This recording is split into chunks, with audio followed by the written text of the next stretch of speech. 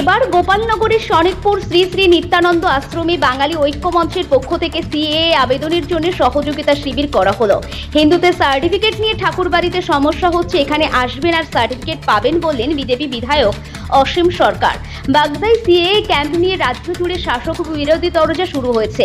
এর মধ্যে এবার গোপালনগর থানার বৈরামপুর গ্রাম পঞ্চায়েতের শনিকপুরে শ্রী শ্রী নিত্যানন্দ আশ্রমে বাঙালি ঐক্য মঞ্চের পক্ষ থেকে সিএএতে অনলাইন আবেদনের জন্য সহযোগিতার ক্যাম্প করা হয়েছে।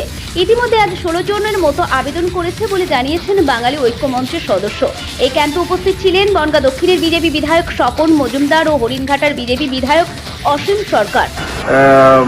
এই সিএ অ্যাপ্লিকেশন করার জন্য এবং নাগরিকত্ব শংসাপত্র পাওয়ার জন্য যে যে বিষয়গুলো আছে তাদের সহযোগিতা করতে পারি এবং কাউকে আমি বলবো যারা উদ্বাস্তু মানুষ আছে ভয় পাওয়ার নেই। যারা হিন্দু বাংলাদেশ এবং পাকিস্তান থেকে যারা সনাতনী মানুষ এসছেন তারা সবাই নাগরিকত্ব পাবে। ভারতবর্ষের প্রধানমন্ত্রী এবং নরেন্দ্র মোদী এবং অমিত শাহজি এই উদ্বাস্তুদের জন্য এই সিএ বিল পাশ করিয়ে তাকে ইমপ্লিমেন্ট করেছে। তার জন্য তাদেরকে অনেক অনেক ধন্যবাদ জানাই। কতজন মানুষ আজকের এই ক্যাম্পে প্রায় 200 জনের বেশি মানুষ আবেদন করার জন্য এসেছে। দুর্ভাগ্য এই বাংলার মুখ্যমন্ত্রী সে সবসময় বিরোধিতা করে আসছে। তার যে নোংরা রাজনীতি সেটা আর একবার সামনে আসছে। সে শুধু ভোট রাজনীতি ছাড়া করে না, এটা আর একবার প্রমাণ হলো। তৃণমূল বলছে যে এগুলো সিএ হচ্ছে একটা ভো রাজনীতি, এই ব্যাপারে আপনার মন্তব্য কি? তৃণমূল তো লুঙ্গি বাহিনীদের সঙ্গে রাজনীতিতে মত্ত, এর জন্য ভুয়া রাজনীতি তাদের নজরে আসছে। অথচ দ্বিজাতির ভিত্তিতে যখন দেশ ভাগ হয় তখন এই তৃণমূল কোথায় ছিল জানি না। এই তৃণমূল তখন কংগ্রেসেরই পেটের থেকে বেরোনো তৃণমূল, তো তাদের রক্ত আর কি ভালো হতে পারে। তারা বাঙালিদের বা হিন্দুদের কথা কি করে ভাববে? তারা দ্বিজাতির ভিত্তিতে দেশ ভাগ হয়েছে, কিন্তু তারা কখনো বাঙালি বা উদ্বাস্তু মানুষ বা হিন্দু মানুষ তাদের কথা ভাবেনি। তাদের বাংলাদেশ থেকে অত্যাচারিত হয়ে মা বাবার ভিটে মাটি ছেড়ে আমাদের মা বোনদের সম্মান রক্ষা করার জন্য, ধর্ম রক্ষা করার জন্য উদ্বাস্ত হয়ে এসেছে। তাদের প্রতি নরেন্দ্র মোদী এবং অমিত শাহজি দয়া দেখিয়ে আমাদের এখানে নাগরিকত্ব বিল পাশ করে সেটা লাগু করেছে। অথচ এই তৃণমূল কংগ্রেস সেটাকে বা এই সরকার সমর্থন না করার কারণে মানুষকে এই বিভ্রান্তিতে পড়তে হচ্ছে। তার জন্য আমাদের আজকে এই ক্যাম্প করা। অসীম সরকার মন্তব্য দিতে গিয়ে বলেন, হিন্দুত্বের সার্টিফিকেট নিয়ে ঠাকুরবাড়ির ক্ষেত্রে অনেকেরই সমস্যা হচ্ছে। আমার কাছে খবর এসেছে মতুয়া কাট করতে বলছে, হিন্দুত্বের সার্টিফিকেটের জন্য 1 মাস পরে আসতে বলছে, কিন্তু শ্রী শ্রী নিত্যানন্দ আশ্রমে আসবেন আর সার্টিফিকেট নিয়ে যাবেন। আবেদনকারীরা জানিয়েছেন বাংলাদেশে ধর্মীয় নিপীড়নের কারণে তারা অনেক আগেই ভারতে এসেছেন, আজ এখানে সিএএ এর জন্য আবেদন করতে এসেছেন। যে জেলায় তার বাড়ি সেই জেলা থেকে কিন্তু তার হিন্দুত্বের সার্টিফিকেট নিতে হবে, একদম এদিকে তো তাই। কিন্তু এই জন্য এই জেলায় আমাদের ঠাকুর বাড়িতে গিয়ে অনেক অসুবিধায় পড়তে হচ্ছে। আমার কাছে খবর আসছে 1 মাস পরে আসবেন, আগে আপনি মতুয়া কার্ড করবেন, তারপরে আপনাকে সার্টিফিকেট দেওয়া হবে। এই জায়গা আসলে আপনাদের সব কোনো বেতন নাই, আসবেন আর সার্টিফিকেট নেবেন আর সিএতে আপনারা আবেদন করবেন। উত্তর 24 পরগনা জেলার গোপালনগর থানায়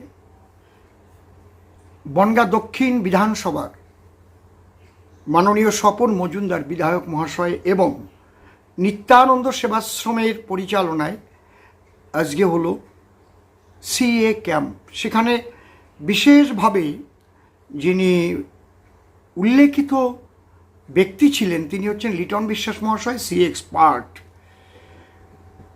সেখানে হাজার হাজার মানুষ এসেছে, কয়েকশো মানুষ সিএতে আবেদন করেছে।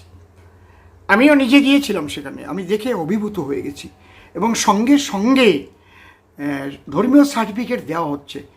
আমি সবাইকে বললাম যে আমরা মতুয়া যারা তারা ঠাকুরবাড়িতে যাবে, ঠাকুরবাড়ি প্রচণ্ড ভিড়, এবং আগে ওখানে গেলে তাদের মতুয়া কার্ডটা আগে করতে হয় এবং ধর্মীয় সার্টিফিকেটের জন্য 1 মাস পরে ডেট পড়ে। এই জন্য যাদের এক্ষুনি করা দরকার।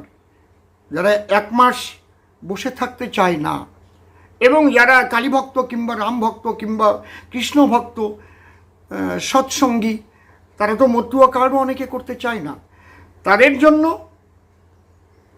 রয়েছে আমাদের কালী মন্দির, কৃষ্ণ মন্দির, ভারত সেবাশ্রম সংঘ, আরও বিভিন্ন রকমের সনাতনী মন্দিরগুলো, সেখানে যাবেন। তবে যে জেলার আপনি আবেদনকারী হবেন সেই জেলা থেকে আপনাকে নিতে হবে ধর্মীয় পরিচয়পত্র। আপনি নদিয়ায় বসবাস করেন, 24 পরগনা থেকে নিলে কিন্তু হবে না।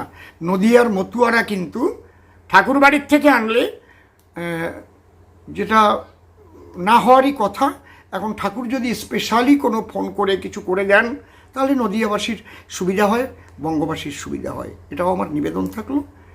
আর এইসব মন্দিরে যারা আসবেন সঙ্গে সঙ্গে আপনারা পেয়ে যাবেন। ভারত সেবাশ্রমে গেলেও পাবেন, হিন্দু মিলন মন্দিরেও পাবেন, আশেপাশে যেসব এনজিও অ্যাক্টে রেজিস্ট্রিকৃত যেসব মন্দির রয়েছে সেখানে গেলে আপনারা পেয়ে যাবেন। কারণে অত্যাচারের ফলে, নির্যাতনের ফলে আমরা ইন্ডিয়ায় এসেছি, হিন্দুস্তান মনে করি আমরা এই দেশে এসেছি, ইন্ডিয়াতে এসেছি 5/11/1981 সালে। এখানে জমি জায়গা করে চাষবাস করছি। হ্যাঁ, বিয়ে করছি, ছেলে মেয়ে 2 জন।